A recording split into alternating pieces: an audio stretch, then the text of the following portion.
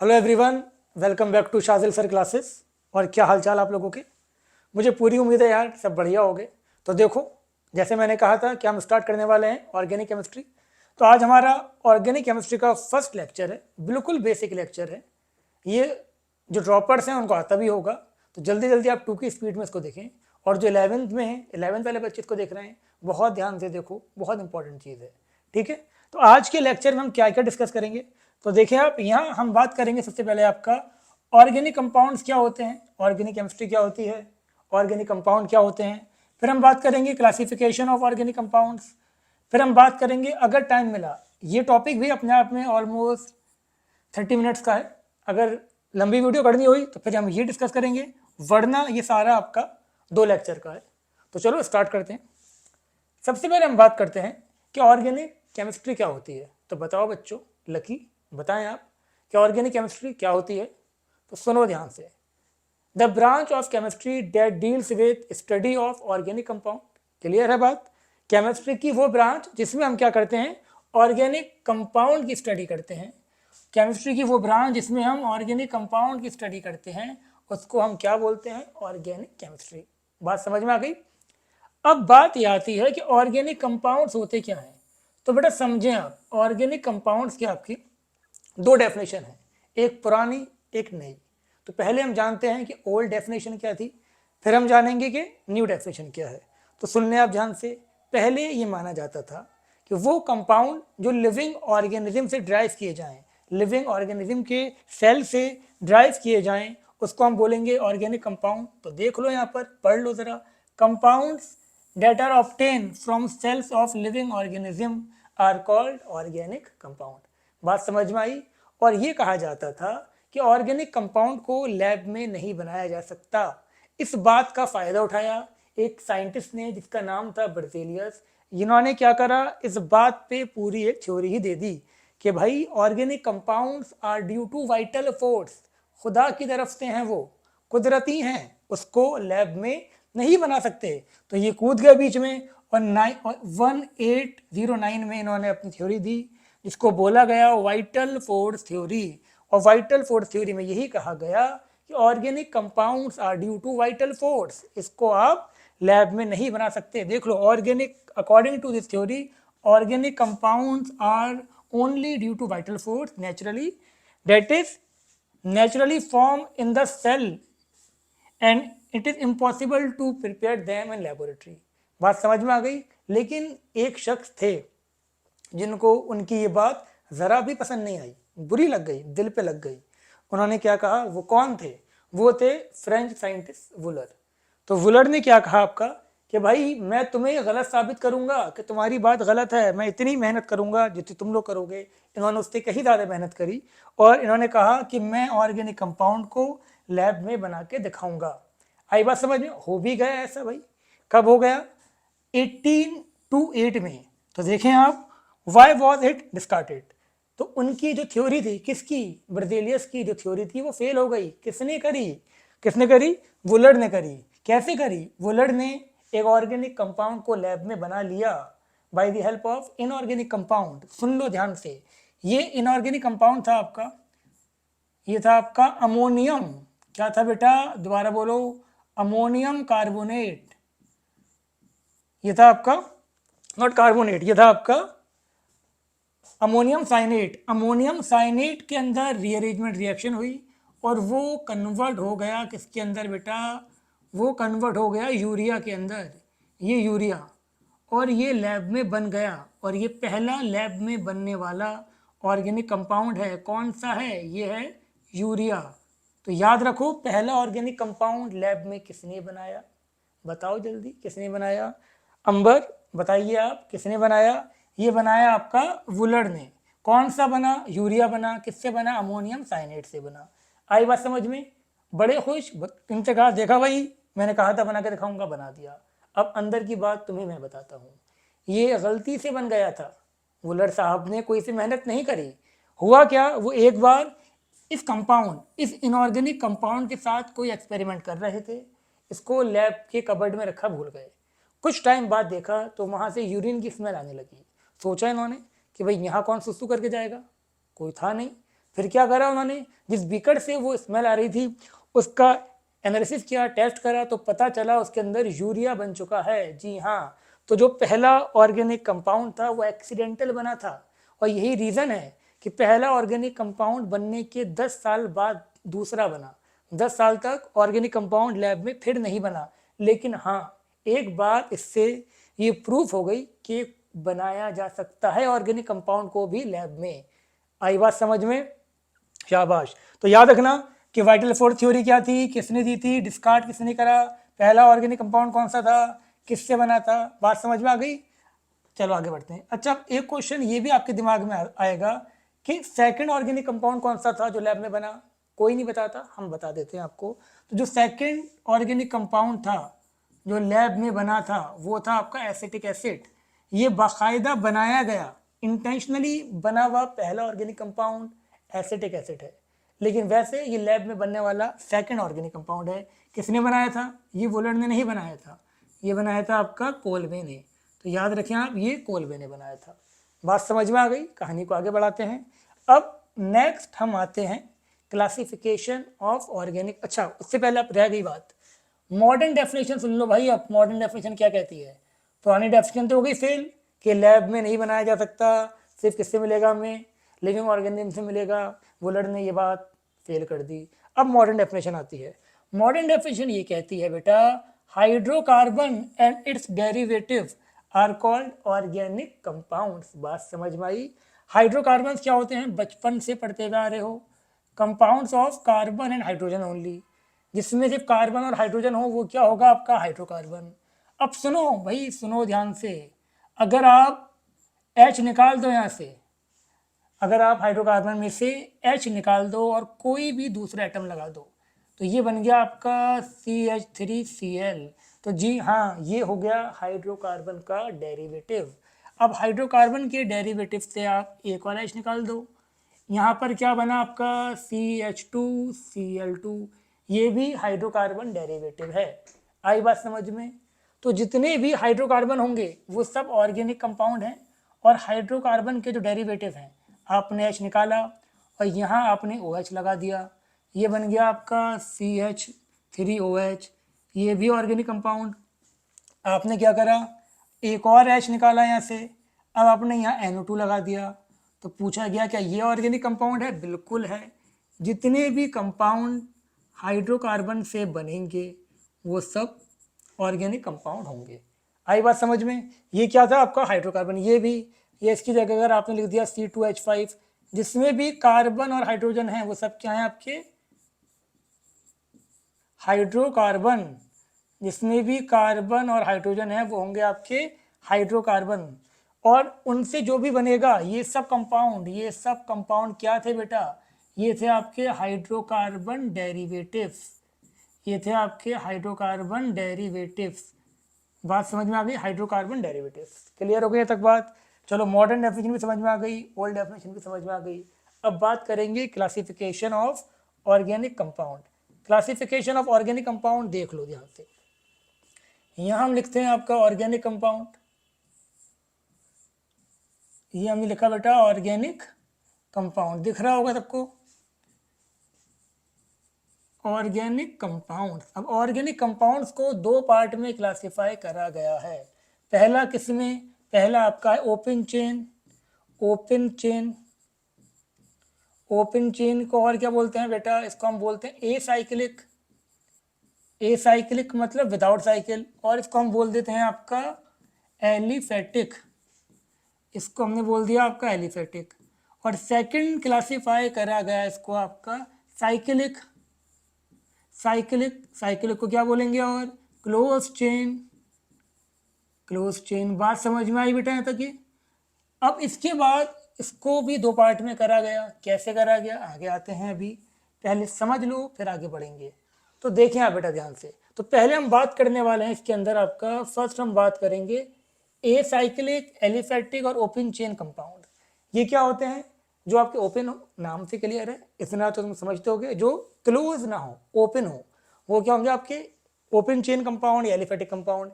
Example देखो, जैसे कि मैंने यहाँ पर ये लिखा CH3, ये लिखा यहाँ पर मैंने आपका CH2, ये लिखा CH3 ओपन है, तो ये भी आपका एलिफेटिक हो गया।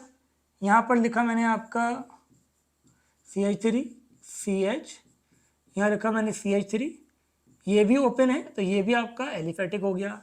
डिफरेंस क्या है, ये पूरी एक चेन थी, ये पूरी एक चेन थी, इसको बोलेंगे स्ट्रेट चेन, बट यहाँ पर इसके ऊपर जाके ये CH3 बैठ गया, इसको बोलेंगे ब्रांच। ये चेन पे क्या लग गई, ब्रांच।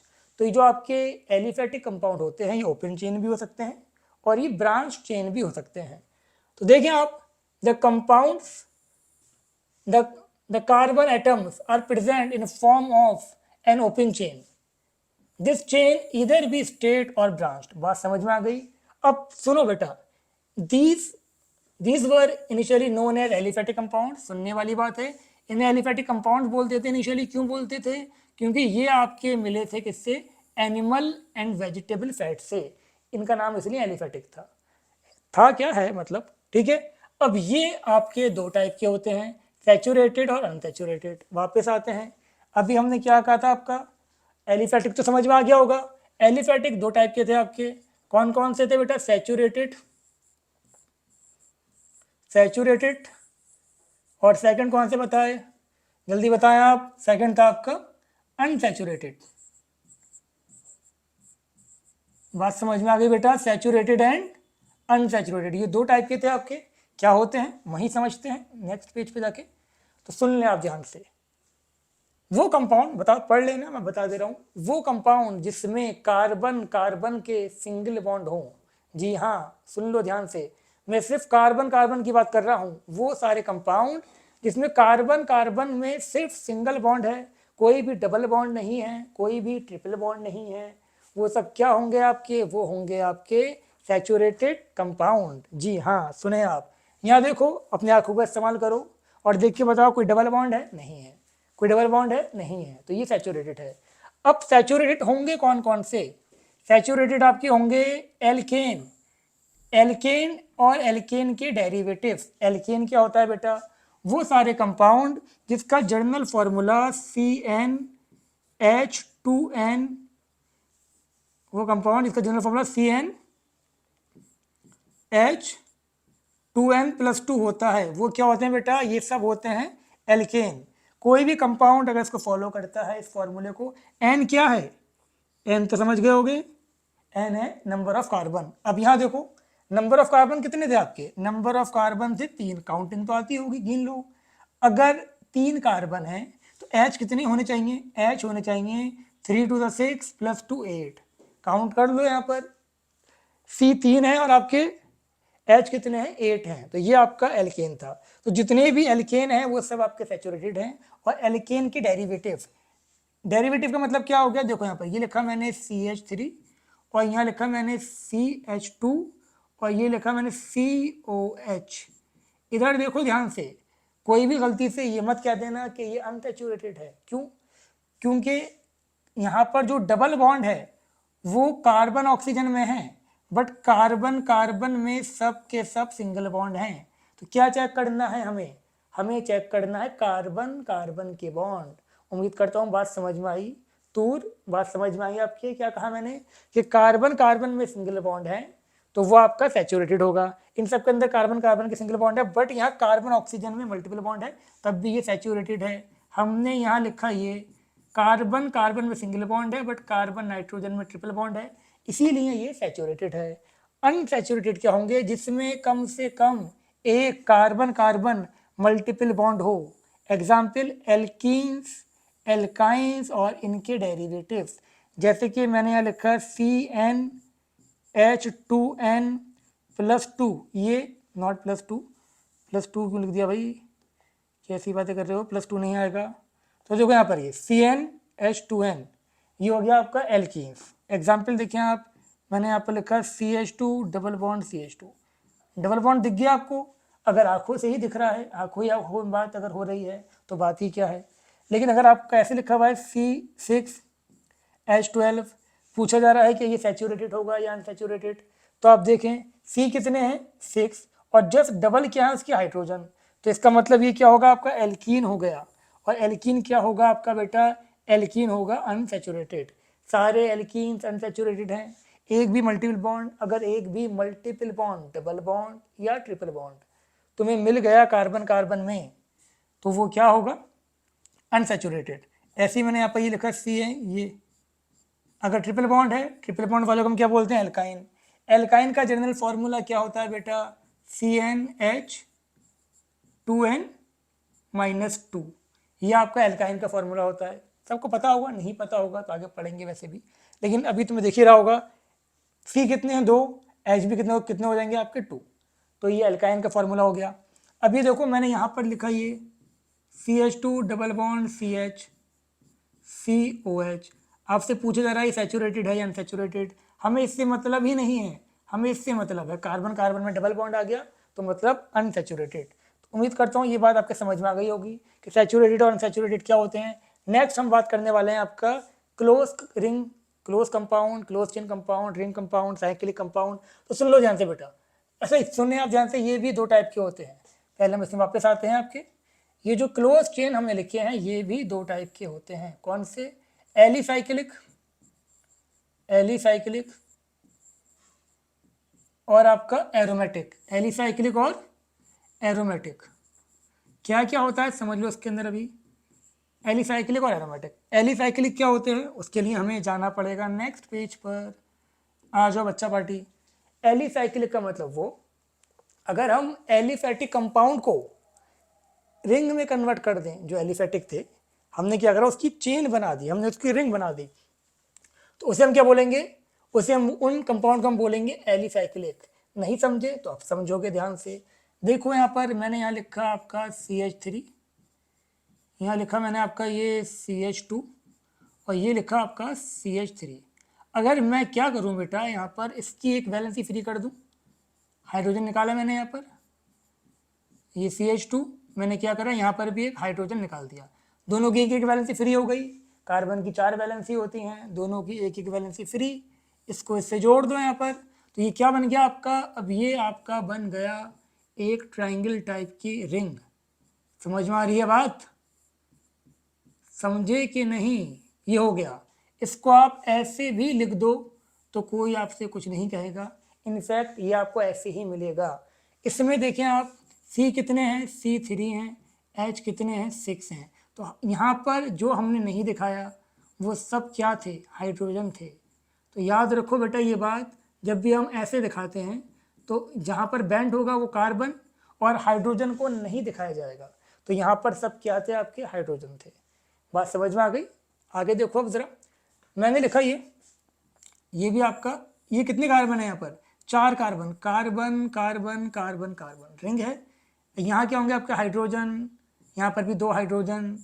2 हाइड्रोजन क्यों लगाए जा रहे हैं, बात सबके समझ में आ रही होगी, क्योंकि कार्बन की 4 वैलेंसी होती है, एक बॉन्ड ये बना, एक बॉन्ड ये, एक ये, एक ये, क्लियर है। यहाँ पर भी आपके 4 हाइड्रोजन होंगे।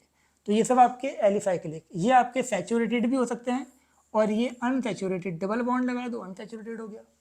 आई बात समझ में बेटा, सबके क्लियर हो गया तक बात। तो एलिसाइक्लिक क्या होते हैं ये सबके समझ में आ गया होगा। अब इसमें भी 2 चीज़ होती हैं, होमो एलिसाइक्लिक या कार्बोसाइक्लिक एंड हेट्रो एलिसाइक्लिक। नाम से ही क्लियर हो गया, नहीं हुआ तो मैं हूँ करवाता हूँ अभी। वो कंपाउंड जिसमें रिंग में सिर्फ और सिर्फ कार्बन हो, अगर कोई रिंग है, कोई क्लोज चेन है और सिर्फ और सिर्फ और सिर्फ कार्बन है, तो वो क्या होगा, वो होगा आपका होमो एलिसाइक्लिक। होमो का मतलब सेम, सेम क्या होना चाहिए, कार्बन ओनली। अब देखो यहाँ पर ये आपका पूछा जाए आपसे कि ये होमोसाइक्लिक है या हेट्रोसाइक्लिक, तो क्या बोलोगे, जल्दी बोलो, क्या बोलोगे इसको, होमोसाइक्लिक। अच्छा अब बताओ क्या है ये, यहाँ मैंने लिख दिया आपका NH2।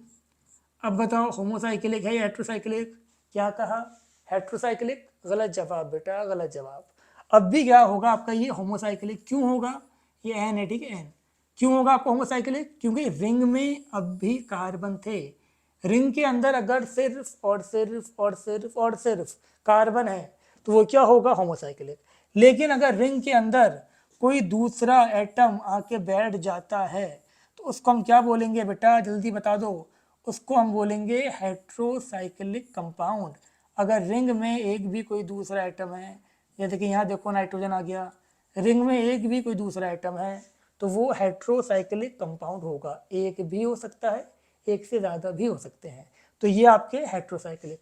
आई बात समझ में? बिल्कुल आ गई होगी, इतने तो तुम समझदार हो सब। नेक्स्ट पेज पर आते हैं, कहानी को आगे बढ़ाते हैं। तो ये बात समझ में आ गया कि साइक्लिक क्या होते हैं। साइक्लिक दो टाइप के थे आपके, कौन कौन से थे बेटा? एक था आपका एलिसाइक्लिक, एक था एरोमेटिक। एलिसाइक्लिक दो टाइप के थे, होमो एलिसाइक्लिक और हेट्रो एलिसाइक्लिक। बात क्लियर हो गई। उसके बाद मैंने आपको यहाँ बताया था, क्या बताया था? यहाँ पर हमने आपको बताया था एरोमेटिक। अब हम आते हैं एरोमेटिक पर। ठीक है, ये दो टाइप के थे, तो ये भी पीछे क्यों हटे? ये भी दो टाइप के होंगे। देखो ध्यान से, एरोमेटिक कंपाउंड, कहाँ रुक गए भाई, आगे बढ़ो। एरोमेटिक कंपाउंड्स, एरोमेटिक कंपाउंड बहुत बड़ा टॉपिक है, लेकिन अभी तुम ये ध्यान रखो। देखो, मैं हमेशा क्लास में एक बात बोलता हूँ कि जो चीज़ तुम्हें यहाँ बताई जा रही है, इस टाइम जिस पे फोकस करने के लिए बोला जा रहा है, सिर्फ और सिर्फ उसी बात पर फोकस करो, क्योंकि बहुत सी चीज़ें ऐसी हैं जो अभी नहीं ना पढ़ा के आने वाले लेक्चर में आगे आएंगी। उसमें से एक ये है कि कौन से कंपाउंड एरोमेटिक होते हैं, कौन से नॉन एरोमेटिक होते हैं, कौन से एंटी एरोमेटिक होते हैं। बट अभी नहीं पढ़ा रहे, आने वाले लेक्चर में कुछ दिनों में आपको यूट्यूब पर या एप्लीकेशन पर मिल जाएगी। अब देखें आप, अभी बस ये ध्यान रखो, एरोमेटिक वर्ड बना है आपका aroma. Aroma means fragrant smell. अगर आपको अच्छी अच्छी खुशबू आ रही है किसी कंपाउंड में से, स्मेल आ रही है, तो वो क्या होगा? एरोमेटिक। बात समझ में आ गई? पढ़ लेना। अगर स्मेल आती है, अच्छी सी खुशबू आती है उसमें से, तो वो कंपाउंड आपका कौन सा होगा भाई? जल्दी बोलो। एरोमेटिक। अब एरोमेटिक भी दो टाइप के होते हैं, ये भी पीछे क्यों हटे? एक होते हैं बेंजेनॉइड, एक होते हैं नॉन बेंजेनॉइड। एक बेंजेनॉइड और एक नॉन बेंजेनॉइड। अब जिसको नहीं पता तो बहुत गलत बात है, पता होना चाहिए था ये। और मुझे कमेंट करके बताना, या अगर अगर यूट्यूब पे देख रहे हो तो कमेंट करके बताना, और अगर ऐप पे पढ़ रहे हो तो ऐप पे मुझे बताना कि ये चीज़ आपको कब से पता है कि इसको हम बेंजीन बोलते हैं। ये आपको 10 से पता है, या फिर ये आपको 8 से पता है, या पैदा होते ही पता चल गया था, या आज पहली बार पता लग रहा है? C6H6, C6H6 क्या होता है? बेंजीन। क्या होता है बेटा? C6H6, इसको बोलते हैं बेंजीन। देखिए बेटा, C6H6 बेंजीन, ये एक एरोमेटिक कंपाउंड है। अगर रिंग में 6 कंपाउंड है, देखो कंपाउंड बोल दिया मैंने, रिंग में अगर 6 कार्बन है और 3 बॉन्ड है, तो वो आपका बेंजीन होगा, वो एरोमेटिक होगा। अगर 6 कार्बन की रिंग है, ठीक है ना, कोई चार्ज की बात नहीं हो रही है, क्लोज रिंग की बात हो रही है, चार्ज नहीं बोल रहा मैं अभी। 6 कार्बन की रिंग है आपका और एक ही बॉन्ड है, तो वो एरोमेटिक नहीं होगा। 2 बॉन्ड है, एरोमेटिक नहीं होगा। 3 है तो एरोमेटिक होगा। आई बात समझ में? क्लियर हो गया तक बात? तो जिसमें भी तुम्हें ये दिख गया, अब दिखेगा कैसे? ये कैसे दिखेगा किसी भी कंपाउंड में? ये दिखेगा आपको आंखों से। अगर आपकी आंखें सही काम कर रही होंगी तो आपको ये दिख जाएगा बेंजीन। तो अगर किसी भी कंपाउंड में बेंजीन दिख गया तो उसे हम बोलेंगे एरोमेटिक। एरोमेटिक तो वो होगा फिर। बात समझ में आ गई? और बेंजीन के अंदर सिर्फ और सिर्फ क्या होते हैं? सिर्फ और सिर्फ कार्बन होते हैं। तो benzene is a homocyclic aromatic compound. क्या था आपका ये? होमोसाइक्लिक। जी हाँ, ये होमोसाइक्लिक भी था। होमोसाइक्लिक क्या था जल्दी बताओ? अभी बताया था, वो जिसमें सिर्फ और सिर्फ कार्बन हो। तो benzene is a homocyclic aromatic. अगर कोई कंपाउंड है जिसमें बेंजीन है तो वो एरोमेटिक भी है और होमोसाइक्लिक भी है। खत्म बात। अब देखो, benzene is a homocyclic aromatic. Toluene, जहां बेंजीन दिख गया वो आपका एरोमेटिक, और होमोसाइक्लिक भी ये भी आपका। ऑर्थोजाइलिन नाम में क्या रखा है आगे पढ़ेंगे, बताएंगे। ऑर्थो, पैरा, मेटा कब यूज होते हैं। ये भी क्या हो गया आपका? बेंजीन दिख गया, एरोमेटिक भी है, होमोसाइक्लिक भी है। ये भी आपका एरोमेटिक भी, होमोसाइक्लिक भी है। ये भी आपका एरोमेटिक भी, होमोसाइक्लिक भी है। आई बात समझ में सबके? क्लियर हो गए तक बात? तो बेंजीन दिख गया। अब इसमें एक ही बेंजीन था, अगर बेंजीन दिख गया तो वो आपका एरोमेटिक है, बेंजेनॉइड है। अब देखो यहाँ 2 बेंजीन है, तो ये भी आपका बेंजेनॉइड है, एरोमेटिक है, होमोसाइक्लिक है। ये बाईसाइक्लिक हो गया, ऐसे ट्राईसाइक्लिक। ये नेप्थलीन होता है बेटा, नेप्थलीन, जो आपका वॉश बेसिन में बॉल्स पड़ी होती है ना, ये वो है। एंथ्रासीन और फिरेंथ्रीन। बात समझ में आ गई? तो ये एरोमेटिक थे, बेंजेनॉइड थे, होमोसाइक्लिक थे, हैं भी। आई बात समझ में? नेक्स्ट कहानी पे आते हैं। नेक्स्ट कहानी हमारी है आपकी, जी हाँ, नॉन बेंजेनॉइड एरोमेटिक। इधर देखो ये साहब एजोलिन, इसमें आप काउंटिंग तो आती होगी, 1 2 3 सबको काउंट कर लो। तो ये देखो, ये 1, चलो लाल कलर से करते हैं, 1 2 3 4 5 6 7। कितने हैं इस रिंग में? 6 तो नहीं है। कितने हैं फिर? 7 हैं। तो ये बेंजीन तो होगा नहीं, तो ये एरोमेटिक तो है, बट बेंजीन नहीं है इसके अंदर, तो ये क्या हो जाएगा, नॉन बेंजोनोइड एरोमेटिक। अच्छा ये बताओ तुम कि होमोसाइक्लिक है या हेट्रोसाइक्लिक, जल्दी बता बेटा, होमोसाइक्लिक या हेट्रोसाइक्लिक। जी हाँ, बिल्कुल सही जवाब, ये आपका होमोसाइक्लिक ही होगा। क्यों होगा, क्योंकि कार्बन ही कार्बन है। ये भी होमोसाइक्लिक होगा, क्यों होगा, कार्बन ही कार्बन है। नाम याद रखना, एजोलिन, ट्रोपोलोन, ये सब आपके होमोसाइक्लिक हैं, एरोमेटिक है, नॉन बेंजोनोइड है। ऐसे ये देखो, यहाँ पर एक कंपाउंड हमने लिखा आपके लिए, ये भी आपका एरोमेटिक है। अगर अच्छा नहीं लग रहा तो अच्छे से लिख देते हैं थोड़ा। तो ये भी आपका क्या था बेटा, एरोमेटिक तो था। कैसे था मैंने बताया, अभी तुम्हें दिमाग नहीं लगाना इसके अंदर। ये आपका एरोमेटिक था, इसका नाम था आपका पिरिडीन, पायरिडीन बोलो या पिरिडीन बोलो, जो चाहो बोलो, ठीक है। ये आपका हो गया एरोमेटिक है, नॉन बेंजोनॉइड है, क्योंकि यहाँ पर नाइट्रोजन नहीं है, यहाँ पर कार्बन नहीं है, नाइट्रोजन है। और ये हेट्रोसाइक्लिक भी है, आई बात समझ में। पिरिडीन इज अ एरोमेटिक, ये आपका एरोमेटिक है, ये आपका एरोमेटिक कंपाउंड है। कौन सा है, नॉन बेंजोनॉइड, नॉन बेंजोनॉइड, और नॉन बेंजोनॉइड के साथ साथ ये आपका हेट्रोसाइक्लिक भी